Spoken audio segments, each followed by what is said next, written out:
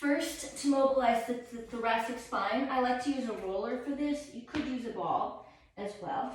And you're gonna start either at the top, right at the base of the neck, or at the bottom. It doesn't really matter. But the action that you want is not a rolling up and down, but a wave-like action.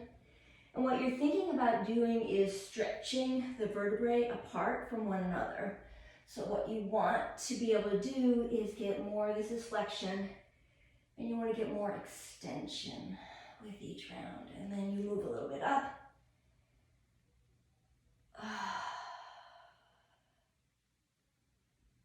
That didn't seem too bad, and then a little bit up. This is a tight spot for me.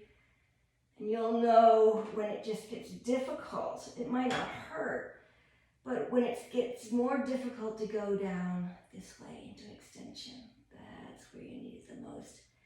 Spend about a minute or two here, okay? And then when you're done with that, since you're on your back, you can do the opening up through the lats. So the lats run from up here basically to the inside of the lower back, and you can use a ball or a roller. I like to use a ball for this one because it gets more specific. And you start kind of up underneath the armpit, and with this, I'm going to move a little bit side to side, down, and as you're moving side to side, and you move kind of inward, if you feel any points of real tension, just pause and breathe in,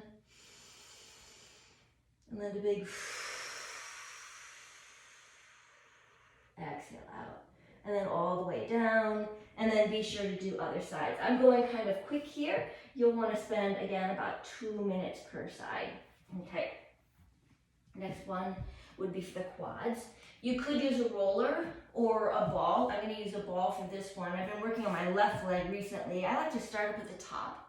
I'm going to start right where the hip bone meets the leg, so right in there.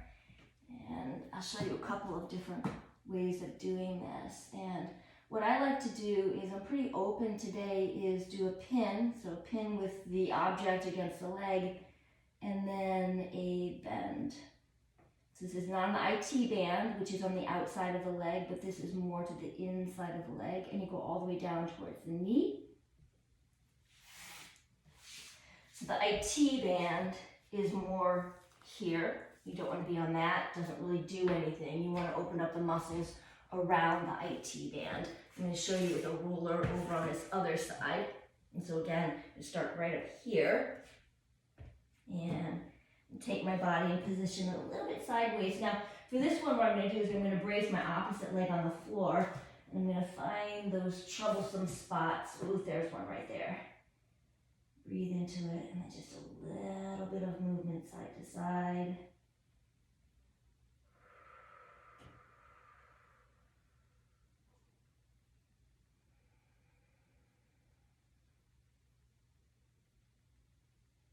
And you want to move slowly all the way down.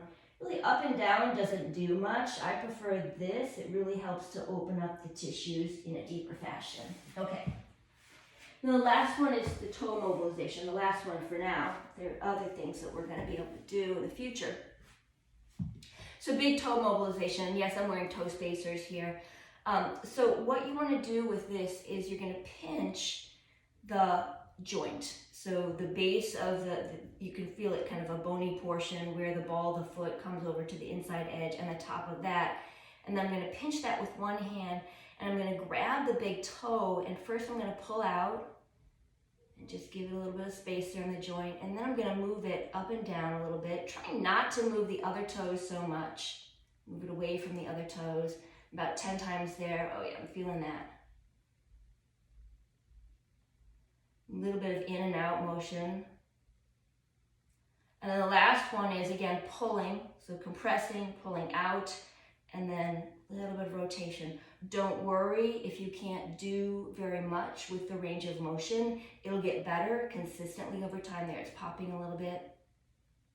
You go 10 in one direction, 10 in the other direction. I tend to cheat a little bit. You can see that. So keep the rest of the foot as still as possible as you're mobilizing just that big toe.